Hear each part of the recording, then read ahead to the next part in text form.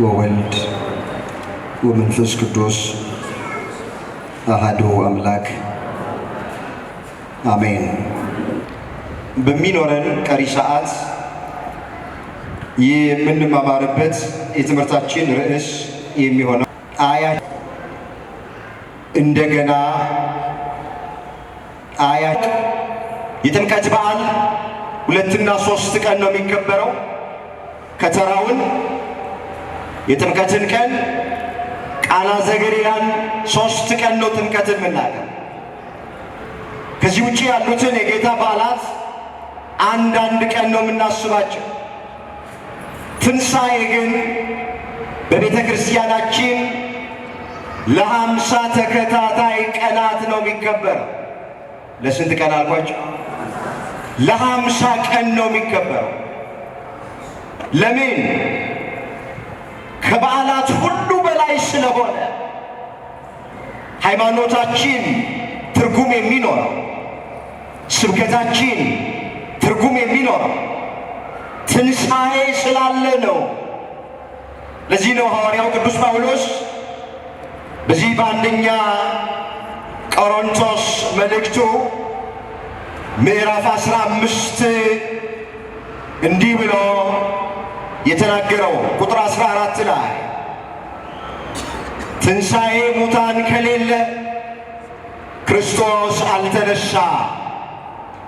ክርስቶስ ካልተነሳ እንግዲያስ ስብከታችን ከንቱ ነው፣ እምነታችንም ደግሞ ከንቱ ናት። እምነታችን ከንቱ እንዳይሆን፣ ስብከታችን ከንቱ እንዳይሆን ክርስቶስ ሞቶ አልቀርም። በሦስተኛው ቀን ሞትን ድል አድርጎ ተነስቷል። እሱ እንደተነሳ እኛም እንነሳለን ብለን ተስፋ እናደርጋለን። ተስፋ ትንሣኤ ሙታን አለን። ከሞት በኋላ ሕይወት፣ ከመቃብር በኋላ ትንሣኤ አለ የምንለው ክርስቶስን አብነት አድርገን እንጂ ሰው ሞቶ ፈርሶ በስብሶ የሚቀር ቢሆን ኖሮ ሁሉም ነገር ከንቱ ነበረ።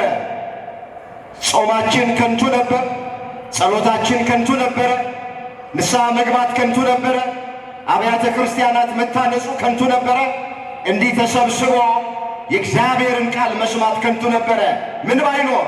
ትንሣኤ ባይኖር። ሰው ሞቶ የሚቀር ቢሆን ኖሮ፣ ከሞት በኋላ ሕይወት ባይሆን ኖሮ አስባችሁታል?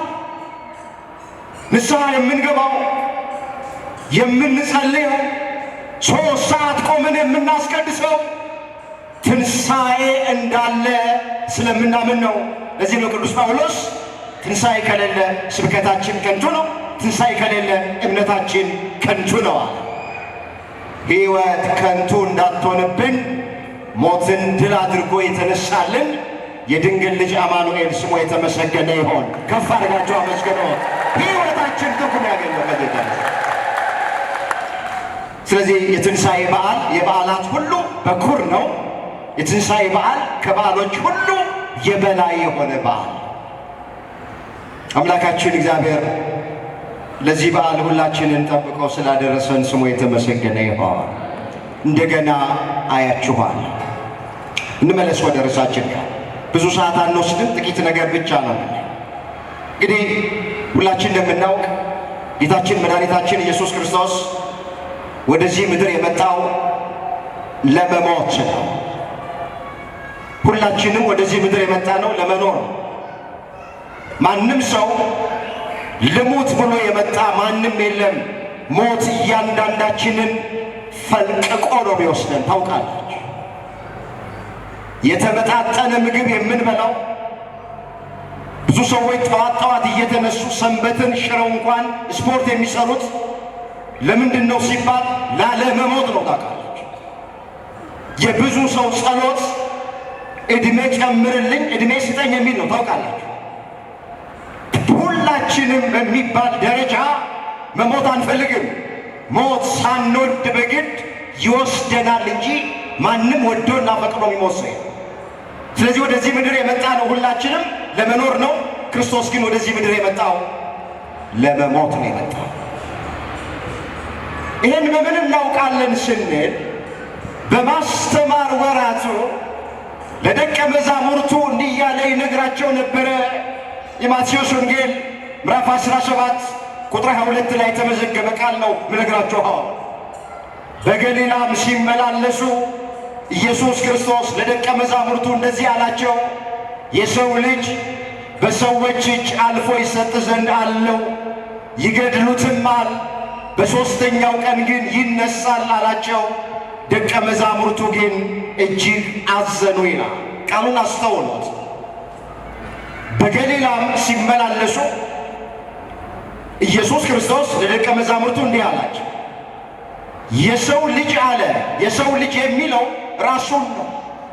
ሰው ከሆነች ከድንግል ማርያም ከሥጋዋ ሥጋ ከነፍሷ ነፍስ ነስቶ በአጭር ቁመት በጠባብ ደረት ተወስኖ በቤተልሔም ዋሻ በከብቶች ግርግም ውስጥ ተወልዷልና በአንዳንድ ስፍራ ላይ ኢየሱስ ክርስቶስ የሰው ልጅ እየተባለ ይጠራል።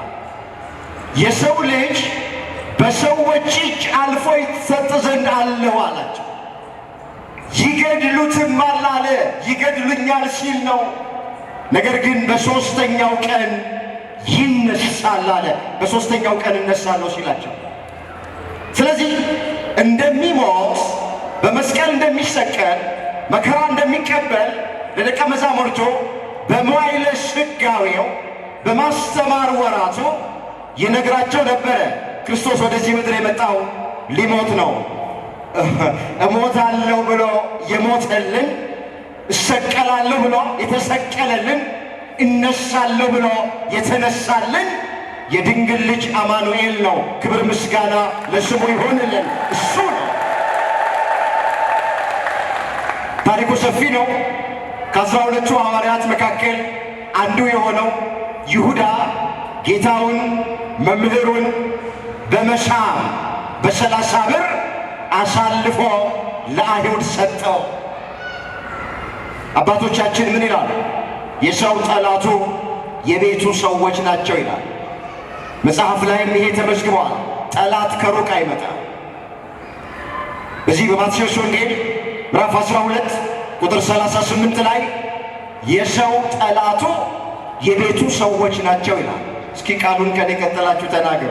የሰው ጠላቱ በሉ እስኪ የቤቱ ሰዎች ናቸው። አቤልን የገደለው ወንድሙ ቃየል ነው። ዮሴፍን የሸጡት የገዛ ወንድሞቹ ናቸው። ኢየሱስ ክርስቶስን ለመስቀል ሞት አሳልፎ የሰጠው ከዋለበት ይውል የነበረ ካደረበት ያድር የነበረ የእጁን ተአምራት በዓይኖቹ የተመለከተ የቃሉን ትምህርት በጆሮቹ ያደመጠ ይሁዳ ነው። የታጠበበትን እጅ የረገጠ የጎረሰበትን ጣት የነከሰ የበላበትን ወጨት የሰበረ ይሁዳ ነው። መጽሐፍ እንደዚህ ይላል፣ የሰላሜ ሰው ያልኩት የተማመንኩበት እንጀራዬን የበላ ተረከዙን አነሳብኝ ይላል። እዛ መዝሙር 40 ቁጥር 9 ላይ የተመዘገበ እግዚአብሔር ቃል ቃሉን አስተውሉት። የሰላሜ ሰው ያልኩት የተማመንኩበት እንጀራዬን የበላ ቃሉ እግሩን አነሳብኝ አለ። ዳዊት ለጊዜው ስለ ልጁ ስለ አቤሴሎም የተናገረው ቃል ነው። የሰላሜ ሰው ያልኩት የተማመንኩበት ልጄ አቤሴሎም እንጀራዬን የበላ ተረከዙን አነሳብኝ። አቤሴሎም በአንድ ዘመን በአባቱ በዳዊት ላይ ተነስቶ ከዋለበት አላሳድር ካደረበት አላሱር እያለ የገዛ አባቱን አቤሴሎም አሳዶታል። ቃሉ ለጊዜው የተነገረው ስለ አቤሴሎም ነው። የሰላሜ ሰው ያልኩት የተማመንኩበት እንጀራዬን የበላ ተረከዙን አነሳብኝ። ይህ ቃል ለፍጻሜው ስለ ይሁዳ የተነገረ ቃል ነው። የሰላሜ ሰው ያልኩት ይሁዳ እንጀራዬን የበላ እንጀራ ቃሉን የበላ እንጀራዬን የበላ እንጀራ ወደ ሙዳይ ምጽዋቱ ከሚገባው የበላ እንጀራዬን የበላ እንጀራ የሕይወት እንጀራ ቅዱስ ሥጋውን ክቡር ደሙን የበላ ስለዚህ ሁሉ የተነገረ ቃል ነው። ተረከዙን አነሳብኝ። የምን ተረከዝ? የምክር ተረከዝ። አሳልፌ ብሰጣችሁ ምን ትሰጡኛላችሁ የሚል የምክር ተረከዝ። ታሪኩ ሰፊ ነው። ሁሉን ለመተረክ ጊዜ የለኝም። ሁላችሁ እንደምታውቁት ሲተረክልን እንደነበረው ይሁዳ ጸሐፍት ፈሪሳውያንን ሊቃነ ካህናትን አስከትሎ ሐሙስ ምሽት ወደ ጌቴሴማኒ መጣ። በዚህ ጊዜ ክርስቶስ በጌቴሴማኒ እየወደቀ እየተነሳ ላቡ እየፈሰሰ ወዙ እየተንጠፈጠፈ ይወድቃል፣ ይነሳል፣ ይሰግዳል፣ ይጸልያል። እንደ ነገ መስቀል አለበታ፣ እንደ ነገ መከራ አለበታ። ስለዚህ ይጸልያል፣ አዎ ይሰግዳል፣ ይወድቃል፣ ይነሳል። ምልክት ሰጣቸው። የምስመው እሱ ስለሆነ አጥብቃችሁ ያዙት አለ። መጣና እቅፍ አድርጎ ይሁዳ ክርስቶስን ሳመው። ጌታችንም ምንድን ነበር ያለው? ወዳጄ ሆይ ስለምን ነገር መጣ አለ። የማቴዎስ ወንጌል ምዕራፍ 26 ቁጥር 48 ላይ የተመዘገበ ቃል። እስኪ አንድ ጥያቄ ልጠይቃችሁ። ይሁዳ ስለምን እንደመጣ ክርስቶስ ያውቃል አያውቅም? ንገሩኝ። ያውቃል አያውቅም? በደንብ ያውቃል። በእሱ ዘንድ ማይገለጥ የተከደነ የማይታይ የተሰወረ ነገር የለም። እኛን በሚቆጣጠረን በእግዚአብሔር ዓይኖች ፊት ሁሉ ነገር የተራቆተ የተገለጠ ነው እንጂ የተሰወረ ነገር የለም ተብሎ ተጽፏል። እግዚአብሔርን የሚደበቅበት እግዚአብሔርን የሚሰወርበት አንዳች ነገር የለም። ዳዊት ምን ብሎ ነው የዘመረው? ከፊትህ ወዴት እሸሻለሁ? ወደ ሰማይ በወጣ አንተ በዛ አለ። ወደ ጥልቁ ወደ መቀመቃቱ በወርድ አንተ በዛ አለ። ጨለማ በአንተ ዘንድ አይጨልምም ብሏል። ወገኖቼ እግዚአብሔርን ማንም ሰው ሊደበቀው፣ እግዚአብሔርን ማንም ሰው ሊሰወረው አይችልም። የምናስበውን እግዚአብሔር ያውቃል። ከማሰባችንም በፊት እግዚአብሔር ያውቃል። እያንዳንዳችንን እግዚአብሔር ልቅም አድርጎ ያውቀናል። ያውቀናል። እኔ ፊታችሁን ነው ማየው፣ እግዚአብሔር ግን ምናችንን ነው ያው? ንገሩኝ፣ ምናችንን ነው ያው? እኔ እንደማያችሁ እግዚአብሔር አያችሁ። እግዚአብሔር ልባችንን ያያል።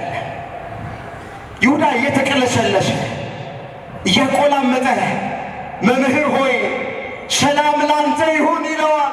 ከኋላ እኮ ሰቃዮቹን፣ ገዳዮቹን፣ የሚቸነክሩትን፣ በጅራፍ የሚገርፉትን አይሁድን አስከትሎ እኮ ነው። በፊት ግን እያቆላመጠ ይናገራል። መምህር ሰላም ላንተ ይሁን ይለዋል። ዛሬ ዓለማችን የተሞሉት በእንደዚህ አይነት ሰዎች ናቸው፣ በአስመሳዮች።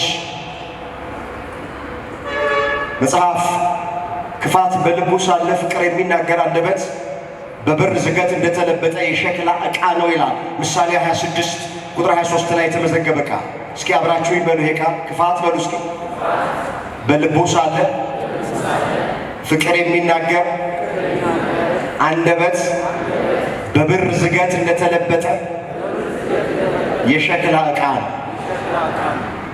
አንዳንድ የሸክላ ዕቃዎች በብረት ዝገት ሲለበጡ ስታዩዋቸው ከሩቅ ብረት ይመስላል፣ ግን ሸክላ ናቸው።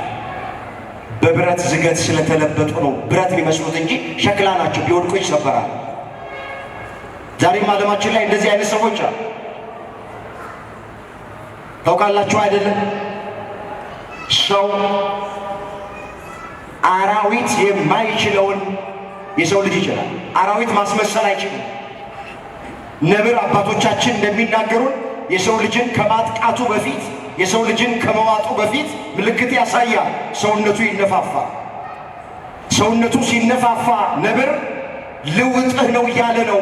ነብር የሰው ልጅን ከማጥቃቱ በፊት ምልክት ይሰጣል። ቤታችን ውስጥ የምናሳድገው ውሻ እንግዳ ሰው ሲመጣ ይጮሃል። ውሻ ምልክት ሰጥቶ ነው ያጠቃል። እያንዳንዱ አውሬ ከማጥቃቱ በፊት ምልክት ሰጥቶ ያጠቃል። ምንም ምልክት ሳይሰጥ የሚያጠቃው የሰው ልጅ ብቻ ነው። ስንቱን አፈር ልብላለህ እያልን አፈር ድሜ ያበላል። ስንቱን ልቃጠልልሽ እያልን አቃጠልናት። አንዳንዶቹ መጥተው ችግራቸውን ሲነግሩ ተራብኩ፣ ተጠማሁ፣ አጣሁ፣ ነጣሁኝ፣ ተቸገርኩ ብሎ ሲልን በፊት ለፊታችን እኔ ልቸገርልህ፣ እኔ ልቸገርልሽ፣ እኔ ልራብልህ፣ እኔ ልራብልሽ፣ እኔ ልጠማልህ፣ እኔ ልጠማልሽ እንለዋለን። ዞር ብለን አፈር ድሜ ያብላህ የዘራውን ያጭድ። እሰይ አንጀቴ ቅቤ ጠጣ፣ የዘራሽውን ያጨድሽው የእጅሽን ያገኘሽው። ዛሬ ዓለማችን በእንደዚህ አይነት ሰዎች ተሞልታለች። ቃሉን አስተውሉት። ክፋት በልቡ ሳለ ፍቅር የሚናገር አንደበት በብር ዝገት እንደተለበጠ የሸክላ ዕቃ ነው አለ።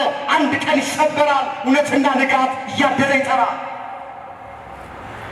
ይሁዳ ይቅለሰለሳል፣ ያቆላመጠ ይናገራል። መምህር ሰላም ላንተ ይሁን ይለዋል፣ አቅፎ ይስመዋል። ታውቃላችሁ መሳም የፍቅር ምልክት ነው። የፍቅርን ምልክት ይሁዳ የጠብ ምልክት አድርጎ መጣ።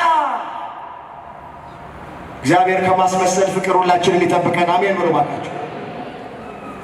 ከልባችን እንድንዋደድ፣ ከአንጀታችን እንድንዋደድ፣ በእውነት እንድንዋደድ እግዚአብሔር ሁላችንን በቸርነቱ ያግዘን። ታሪኩ ሰፊ ነው። ጠላቱ ሳለ ክርስቶስ ይሁዳን ጠላቴ አለው፣ ወዳጄ ስለምን ነገር መጣህ አለው። ለመከራ አሳልፎ የሚሰጠውን ይሁዳ ወዳጄ አለው። ጠላቶቻችሁን ውደዱ ያለን በቃል ብቻ አይደለም በተግባርም ጭምር ነው። ወዳጄ አለው። ስለምን ነገር መጣህ አለው። ወዲያ በመሳም አሳልፎ ሰጠው። ታሪኩ ሰፊ ነው። ክርስቶስን ከያዙት በኋላ 13ቱን ሕማማተ መስቀል አደረሱበት። ጎኑን በጦር ወጉት፣ እጆቹን በሚስማር ቸነከሩት። ሳዶር፣ አላዶር፣ ዳናት፣ አዴራ፣ ሮዳስ በሚባሉ 5 ችንካሮች ቸነከሩት። ሰቆር የሚባል ችንካር በመሃል አናቱ ላይ አስገቡ። መሃል ልቡ ድረስ ደረሰ። ሥጋው አልቆ አጥንቱ ነጭ በረዶ መስሎ እስኪታይ 6666 ጊዜ በጅራፍ ገረፉት። አንገቱ ላይ ገመድ አስገብተው ከሊጦስጥራ እስከ ቀራንዮ ድረስ በንጥፍ ድንጋይ ላይ ጎተቱት። ፊቱ ላይ ምራቃቸውን ተፉበት። ዓይኑን በጨርቅ ሸፍነው ነቢይ ነኝ የእግዚአብሔር ልጅ ነኝ ትላለ፣ ትንቢት ተናገር፣ በጥፊ የመታ ነው ማን ነው ብለው አፌዙበት፣ ቀለዱበት በክርስቶስ ላይ። የትንሣኤን በዓል ሲያከብሩ ደስ ይላል። የፋሲካን በዓል ሲያከብሩ ደስ ይላል። 1-2 ቀን ከፋሲካ በዓል ወደ ኋላ ሂዱና ዕለተ ዓርብን አስበዋል። ክርስቶስ በመስቀል ላይ የተቀበለው መከራ፣ የተቀበለው ስቃይ፣ ለእኔና ለእናንተ የከፈለው ዋጋ ዓርብ ነው። በዓሉ ዓርብ ነው። ትንሣኤንማ ማንም ያከብረዋል። ያልጾመውም ያከብረዋል፣ ያልሰገደውም ያከብረዋል። የኢትዮጵያ ኦርቶዶክሳዊት ተዋሕዶ ቤተ ክርስቲያን በቀመረችው ቀመር በሠራችው ሥራ ተነስቶ በዓል ለማክበር የሚሰለፍማ ሞልቷል። ግን ዓርብን ማሰብ ጌታ መከራ የተቀበለበት ቀን፣ ለእኛ ዋጋ የከፈለበት ቀን፣ እኛን ተቸንክሮ ከችንካር ያላቀቀበት ቀን፣ እርቃኑን ሆኖ ጸጋውን ያለበሰበት ቀን፣ ተዋርዶ እኛን ያከበረበት ቀን፣ አንገቱን ዘንበል አድርጎ ቀና ብለን እንድንሄድ ያደረገበት ቀን፣ ወገኖቼ ደሃ ሆኖ በሱ ድህነት እኛን ባለጠጎች ያደረገበት ቀን። የትንሣኤን በዓል ከማክበር በፊት ይሄን ማሰብ ያስፈልጋል። ያኔ እየወደቅን የተነሳ ነው፣ የጾም ነው፣ የተራብ ነው፣ የተጠማ ነው። ስለኛ የተራበውን፣ ስለኛ የተጠማውን፣ ስለኛ መከራ የተቀበለውን፣ ስለኛ የተሰቃየውን ክርስቶስን አስበን ነው። እኔ ገርመኛል። ከእኛ ቤተ እምነት ውጭ ያሉት አንዳንድ ወንድሞች እናቶች የኢትዮጵያ ኦርቶዶክስ ተዋሕዶ ቤተ ክርስቲያን ኢየሱስን አሰብክም ብለው አፋቸውን ሞልተው ሲናገሩ በጣም ያሳዝናል። ለመሆኑ እንደዚህ ቤተ ክርስቲያን ክርስቶስን ያውቃልን? ለመሆኑ እንደዚህ ቤተ ክርስቲያን ክርስቶስን የሚሰብክ ስለ ክርስቶስ የሚመሰክር አለ እንዴ? ሲጸነስ ተጸነሰ ብላ፣ ሲወለድ ተወለደ ብላ፣ ሲሰደድ ተሰደደ ብላ ስደቱ፣ ሲጾም ጾመ ብላ ምጾም፣ ሲሰቀል ስቅለቱን የምታስብ፣ ሲሞት ሞተ ብላ የምታለቅስ፣ ተነሳ ብላ ነጭ ለብሳ በዓል የምታከብር፣ እርገቱን የምታስብ፣ ዳግም ምጽአቱን የምትጠባበቅ፣ መጽሐፍ ቅዱሳዊ የሆነች እውነተኛ የሆነች ርትዕት የሆነች የኢትዮጵያ ኦርቶዶክሳዊ ተዋሕዶ ሃይማኖት የዚህ ቤተ ክርስቲያን ልጆች ያደረገን አምላክ ስሙ የተመሰገነ ይሁን። አንዳንዶች ባለማወቅ እንዳመጣላቸው የሚናገሩ ሰዎች እግዚአብሔር ልብ ይስጣቸው። እንመልሰው ወደዛ ውስጥ አለ መከራ ያደረሱበት ዓርብ 6 ሰዓት ላይ በመስቀል ላይ ሰቀሉት። 9 ሰዓት ነፍሱን ከሥጋው ላይ 11 ሰዓት ወደ መቃብር። ወገኖቼ እግረ መንገዳችንን የክርስቶስን መከራ ስናስብ ፍቅሩን ለይተናል። ተቸነከረ ማለት ብቻ አይደለም። ተሰቀለ ማለት ብቻ አይደለም። ተራበ ተጠማ ማለት ብቻ አይደለም። ይህን ሁሉ ዋጋ እንዲከፍል ያደረገው የኔና የናንተ ፍቅር። ለዚህ ነው ሊቁ ምን አለ? ፍቅር ኃያል ወልድን ከዙፋኑ አወረደው እስከ ሞትም አደረሰ። እስኪ ፍቅር ነፍሱን ስለ ወዳጆቹ ከመስጠት ይልቅ ከዚህ የሚበልጥ ፍቅር ለማንም የለው። እናት ልጇን ብትወድ እንጀራ ቆርሳ ታጎርስ ይሆናል፣ ጨርቅ ቀዳ ታለብስ ይሆናል። አባት ልጁን ቢወድ ሊያበላው ሊያጠጣው ይችላል። ማን ነው በመስቀል ላይ ግን የሚሰቀል? ማን ነው ያን ሁሉ መከራ የሚቀበለው? በጅራፍ የሚገረፈው፣ ጎኑን በጦር የሚወጋው፣ በሚስማር የሚቸነከረው፣ መራራ ሐሞትና ከርቤ የሚጠጣው ማን ነው? እናት ለልጇ ይሄን አታደርግም፣ አትሰቀልም። አባት ለወለደው ልጁ አይሰቀልም። ክርስቶስ ከእናት በላይ እናት ነው፣ ከአባት በላይ አባት ነው። እንደ እግዚአብሔር ያለ ማንም የለም። አንድ ሰው መድኃኔዓለምን ምን ያህል ነው የምትወደኝ ብሎ ቢጠይቀው የመድኃኔዓለም መልስ ልጄ ሆይ እስከ ሞት ድረስ እወድሃለሁ ሚል። እስከ ምን ድረስ? እስከ ሞት ድረስ። ፍቅሩን ይግባን እባካችሁ፣ ውለታው ይግባን።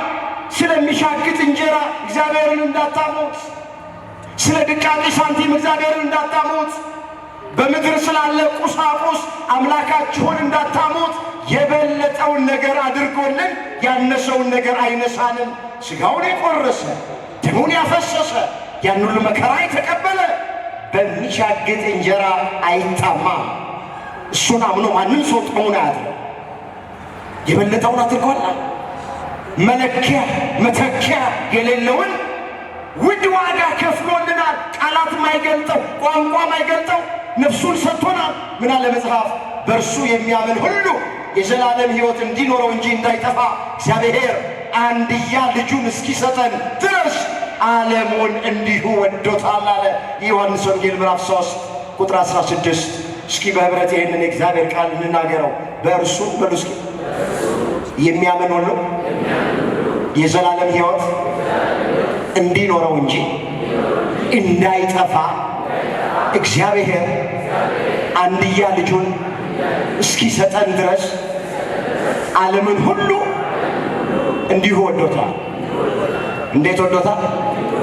ክርስቶስ የወደደን እንዲሁ ነው። ጽድቃችንን አይቶ አይደለም፣ ሃይማኖታችንን አይቶ አይደለም፣ በጎ ምግባር ተገኝቶብን አይደለም።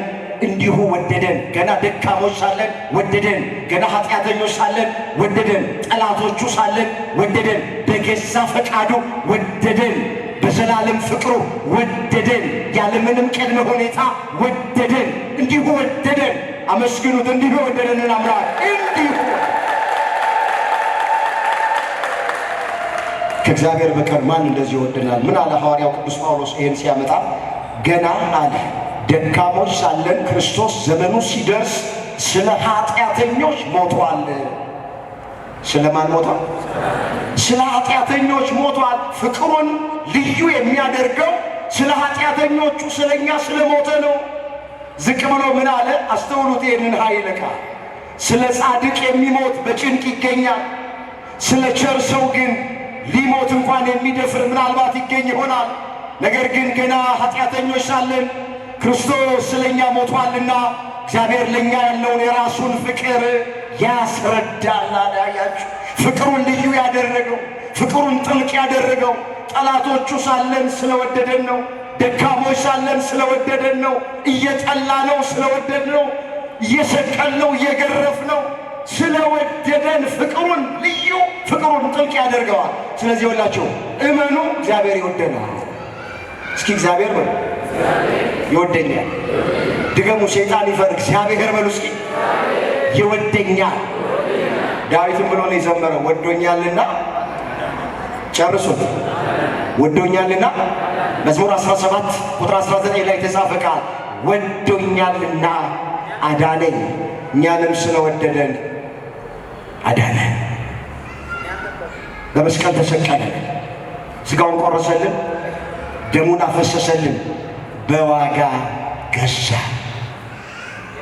ይሄ ሁሉ እዚህ ያለ ሕዝብ እኮ በዋጋ የተገዛ ሕዝብ ነው። ዋጋው ብር አይደለም፣ ዋጋው ወርቅ አይደለም፣ ዋጋው ዕንቁ አይደለም፣ ዋጋው የከበረ ማዕድን አይደለም። ወገኖቼ ዋጋው የደም ዋጋ ነው የከፈለው እኛን ለመግዛት። ስለዚህ እኛ የራሳችን አይደለንም፣ በዋጋ ተገዝተናል። እኛ እግዚአብሔር ነው። መጽሐፍ በዋጋ ተገዝታችኋልና የራሳችሁ አይደላችሁም ተብሎ ተጽፏል። እዚህ አንደኛ ቆሮንቶስ ምዕራፍ 6 ቁጥር 19 ላይ የተመዘገበ እግዚአብሔር ቃል። እስኪ በዋጋ ተገዝታችኋልና ለራሳችሁ አይደላችሁ። ስለዚህ እኛ የማንን ስሙን ጥሩት፣ የማንን በምን ተገዝተናል? ዋጋው ምንድነው? የደም ዋጋ። ስጋውን ቆረሰ፣ ደሙን አፈሰሰ፣ ሕይወቱን ሰጠን፣ በዋጋ ገዛ። ባካችሁ ለራሳችሁ ትልቅ ክብር ስጡ። ይሄ ሰውነታችን፣ ይሄ ቤተ መቅደስ የተባለ አካላችን ዋጋ የተከፈለበት ነው። ምን የተከፈለበት? ታውቃላችሁ፣ ሰው ዋጋ የተከፈለበትን ነገር ያከብረዋል። ሰው ዋጋ የከፈለበትን ሞባይል በጣም ያከብረዋል። ዋጋ የከፈልበትን የአንገት ሐብላችንን እናከብረዋል። ዋጋ የከፈልበትን የጣት ቀለበታችንን እናከብረዋል። በጥንቃቄ ነው። ዋጋ የከፈልበትን የእጅ አምባራችንን እናከብረዋል። ዋጋ የከፈልበትን መኪና ያለን ሰዎች መኪናችንን በክብር ነው የምንይዘው፣ አጥበን በንጽህና ነው። ለምንድን ነው የምናከብረው? ዋጋ ስላወጣንበት ነው። ያውም የገንዘብ ዋጋ ነው ያወጣንበት። ሰው የሰጠን ስጦታ ይኖራል። ሽቶ ይሁን፣ ብር ይሁን፣ ወርቅ ይሁን፣ ቤት ይሁን፣ ዋጋ ስለተከፈለበት ሁላችን እናከብረዋለን። ክርስቶስ ስለኛ ዋጋ ከፍሏል። ይሄ ቤተ መቅደስ ስለተባለ ሰውነታችን ዋጋ ከፍሏል። በዋጋ ተገዝታችኋልና የራሳችሁ አይደላችሁም ባካችሁ። ስለዚህ ይሄ መቅደስ፣ ይሄ ሰውነት ዋጋ የተከፈለበት ነው። በንጽህና ጠብቆት ስጋውን ቆረሰለት፣ ደሙን አፈሰሰለት። ለቤተ መቅደስ ለተባለ ሰውነታችን መድኃኔዓለም ዋጋ ከፈለ። ምን ይመስላል ሕይወታችን? እኔም ራሴ ይሄ ድምፅ የሚሰማችሁ ራሳቸው ሕይወታችን ምን ይመስላል? እንደው ኑሯችን ዋጋ እንደተከፈለለት ሰው ነው የምንኖረው? በደንብ ራሳችሁ ነው። ኑሯችን ዋጋ እንደተከፈለለት ነው የምንኖረው ወይ? ይሄ ቤተ መቅደስ የሚከበረውን ያክል አንዳንዶቻችን ሰውነታችንን አናከብረው። አሁን እዚህ ቤተ መቅደስ ውስጥ ቅዳሴ ነው የሚቀደሰው፣ ኪዳን ነው የሚደርሰው፣ ሰዓታት ነው የሚቆመው። መቅደሱ ስትገቡ መዓዛው ያውዳል፣ ዕጣን ነው የሚሸተው። ሌላ ስራ በዚህ ቤተ መቅደስ ውስጥ አይሰራም። ምናልባት ሲሰራም ብናይ በመቋሚያ እያልን ነው የምናወጣው፣ ቅር ይለን። አሁን እዚህ ውስጥ ገብቶ አንድ ሰው ጫት ሲቀምበት ብታዩ፣ ሲጋራ ሲያጨስበት ብታዩ፣ በዚህ መቅደስ ውስጥ መጠጥ ሲጠጣበት ብታዩ፣ በዚህ መቅደስ ውስጥ ማን ነው ዝም የሚል? ማንም ዝም አይልም። ለቤቱ ቀንተን ውጣ፣ ይሄ እኮ እግዚአብሔር ቤተ መቅደስ ነው። ቤት እግዚአብሔር ቤተ መቅደስ ውስጥ ይህን ታደርጋለህ፣ ነውር ነው፣ አይገባም ብለን እናስወጣዋለን። መቅደስ በተባለ ሰውነታችን፣ በዋጋ በተገዛ መቅደስ ሰውነታችን ውስጥ ምን እየሰራችሁ ነው? በደንብ መራታችሁ። የአንዳንዶቻችን አፍንጫ ጭስ ማውጫ አይደለም? አፋችን ምድጃ አይደለም? ከንፈራችን ጉልቻ፣ ደንበኛ ማድ ቤቶች ኩሽና ሆነን እንዴ? መቅደስ የተባለ ሰውነታችንን አርክሰነው የለ እንዴ? አንዳንዶቻችን በዝሙት፣ አንዳንዶቻችን በስቃር፣ አንዳንዶቻችን በዘረኝነት፣ አንዳንዶቻችን ጠጥቶ በመስከር ሂዱበት። መቅደስ የተባለ ሰውነታችን ረክሶብናል። መጽሐፍ እንደዚህ ይላል፣ ማንም የእግዚአብሔርን ቤተ መቅደስ ቢያፈርስ እግዚአብሔር እሱን ያፈርሰዋል። የእግዚአብሔር ቤተ መቅደስ ቅዱስ ነውና ያውም እናንተ ናችሁ አለ። አንደኛ ቆሮንቶስ ምዕራፍ 3 ቁጥር 16። እስኪ ማንም በሉ፣ ማንም የእግዚአብሔርን ቤተ መቅደስ ቢያፈርስ እግዚአብሔር እሱን ያፈርሰዋል። የእግዚአብሔር ቤተ መቅደስ ቅዱስ ነውና ያውም እናንተ ናችሁ። እነማን ናቸው? እኛ የማ ቤተ መቅደስ ነን? በምን የተገዛ? በዋጋ። በምን የተገዛ? መቅደስ የተባለ ሰውነታችንን በንጽህና እንጠብቀው። መድኃኔዓለም ይርዳ። በኃጢአት እንዳናቆሽሸው፣ በተንኮል፣ በምቀኝነት፣ በሐሜት፣ በቅናት ሴጣናዊ፣ በአምልኮተ ጣዖት፣ በዝሙት፣ በስቃር፣ በሥጋ ሥራ መቅደስ የተባለ ሰውነታችንን እንዳናረክስ እግዚአብሔር ሁላችንን ይጠብቀን። ስለዚህ በዋጋ ገዛ ላሳጥረው ሰዓት እንዳልወስድባችሁ ዓርብ ለተሰቀለ 6 ሰዓት 9 ሰዓት ነፍሱን ከሥጋው በፈቃዱ ለየ። 11 ሰዓት ዮሴፍና ኒቆዲሞስ ከመስቀል ላይ አወረዱትና ማንም ባልተቀበረበት በአዲስ መቃብር ወሰዱና ቀበሩት። ቅዱስ ጳውሎስ የተናገረው ቃል ተፈጸመ፣ አንዱ ስለ ሁሉ ሞተ የሚለው ቃል ተፈጸመ። እዚህ ሁለተኛ ቆሮንቶስ ምዕራፍ 5 ቁጥር 14 ላይ ተመዘገበ። እስኪ አንዱ ስለ ሁሉ ሞተ። አንዱ የተባለው ከሦስቱ ቅዱስ አንዱ ቅዱስ አካላዊ ቃል እግዚአብሔር ወልድ ኢየሱስ ክርስቶስ ነው። ስለ ሁሉ ሞተ፣ ስለ ሰው ልጆች ሁሉ ሞተ። ሞትን ይሽረው ዘንድ አንዱ ስለ ሁሉ ሞተ። በሞት ያሉትን ወደ ሕይወት ያሻግር ዘንድ አንዱ ስለ ሁሉ ሞተ። እኛን ከጨለማ ወደ ብርሃን፣ ከሲኦል ወደ ገነት፣ ከባርነት ወደ ነፃነት፣ ከአሳር ወደ ክብር ያሻግረን ዘንድ አንዱ ስለ ሁላችን ሞተ። ወደ መቃብር ወረደ። ደቀ መዛሙርቱን ሐሙስ ዕለት እንደዚህ ብሏቸው ነበር። ጥቂት ጊዜ አለ ታዩኛላችሁ፣ ጥቂት ጊዜ አለ ደግሞ አታዩኝም። ወደ አባቴ ወደ አብ እሄዳለሁኝ፣ እኔ እያዛለሁ፣ እኔ ሞታለሁ፣ እኔ እሰቀላለሁ እያለ ይነግራቸው ነበረ። እኔ በሚያዝበት ጊዜ ዓለም ደስ ይለዋል፣ አይሁድ ደስ ይላቸዋል። እናንተ ግን ታለቅሳላችሁ፣ ሙሽም ታወጣላችሁ። ነገር ግን እንዳዘናችሁ አትቀሩም፣ ሐዘናችሁን ወደ ደስታ ቀይረዋለሁ። ሴት የምትወልድበት ወራት ሲደርስ ምጦን እያሰበች መከራውን እያሰበች ታለቅሳለች፣ ታዝናለች። ወንድ ልጅ ስትወልድ ግን መከራውን ትረሳለች፣ ሐዘኗን ትረሳለች፣ እንደገና ደስ ይላታል። እንደገና አያችኋለሁ፣ ሐዘናችሁን ወደ ደስታ ቀይራችኋለሁ፣ ልባችሁ ደስ ይለዋል ብሏቸው ነበረ። የዮሐንስ ወንጌል ምዕራፍ 16 ቁጥር 16 ጀምሮ የተመዘገበ ቃል። ወደ ርዕሳችን ጋር እንደገና አያችኋለሁ ብሎ ከመሞቱ በፊት ክርስቶስ ለደቀ መዛሙርቱ ቃል ገብቶላቸው ነበር። እንደገና ምን እላችኋለሁ? ቅዳሜ መቃብር ውስጥ ቆየ፣ ዓርብ ተሰቀለ። ቅዳሜ መቃብር ውስጥ ቆየ። ቅዳሜ ሌሊት ለእሑድ አጥቢያ ጌታችን መድኃኒታችን ኢየሱስ ክርስቶስ በፈቃዱ ስለ ኃጢአተኞች የሞተው ጌታ መግነዝ ፍቱልኝ፣ መቃብር ክፈቱልኝ ሳይል በስልጣኑ ሙስና መቃብርን መፍረስ መበስበስን አጥፍቶ ከሙታን መካከል በስልጣኑ ተነሳ። ክብር ምስጋና ለአምላካችን ለእግዚአብሔር ይሆን። እንደገና አያችኋለሁ ብሏቸው ነበረ። ደቀ መዛሙርቱ በተዘጋ ቤት ውስጥ በተዘጋ ደጃፍ ውስጥ አይሁድን ስለፈሩ ተሰብስበው ነበረ፣ ተቀምጠው ነበረ። እንደተነሳ ቃሉን እንዲህ ለመፈጸም ደቀ መዛሙርቱን እንደገና ለማየት ወደ ደቀ መዛሙርቱ መጣ። ሳይከፍት ገባ። በሩን ሳይከፍት መስኮቱን ሳይከፍት እንደተዘጋ ገባና ሰላም ለእናንተ ይሁን አለ።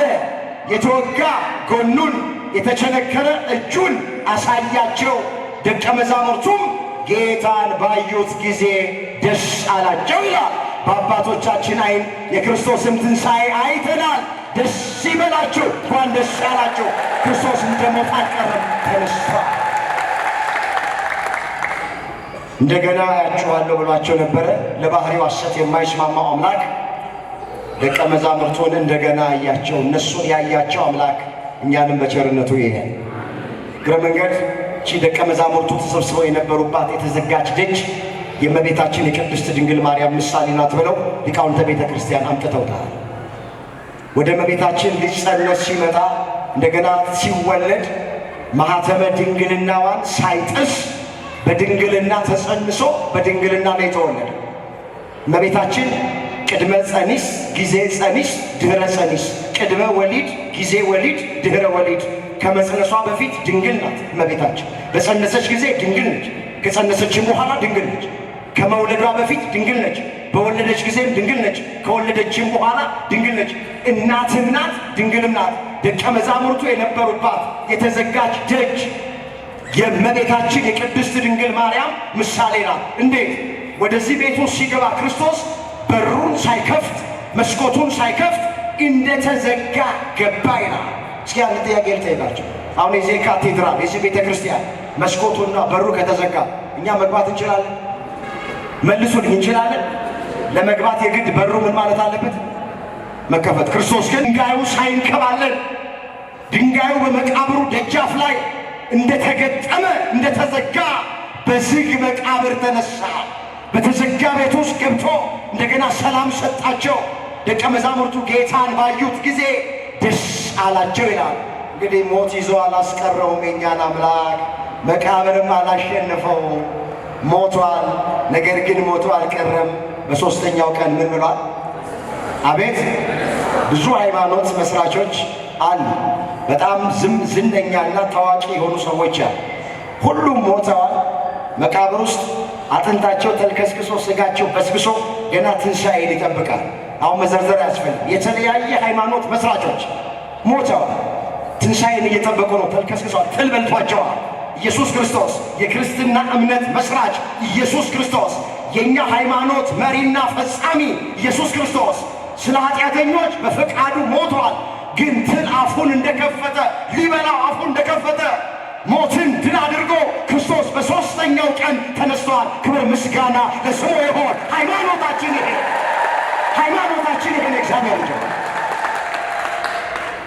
እንደተናገረ አለ ወንጌላዊ ቅዱስ ማቴዎስ ተነስቷል አለ። እስኪ እንደተናገረ ተነስቷል። ምን ብሏል? የማቴዎስ ወንጌል ምዕራፍ 28 ቁጥር 6 ላይ የተመዘገበ ቃል እነሳለሁ ብሎ እንደተናገረ በሦስተኛው ቀን ሞትን ድል አድርጎ ተነሳ። ሞት ይይዘው ዘንድ አልቻለም አለ። ብዙዎቹን ሞት ይዞ አስቀርቷቸዋል። ሞት አሸንፏቸዋል። አይሁድ ትንሣኤን ቀበርን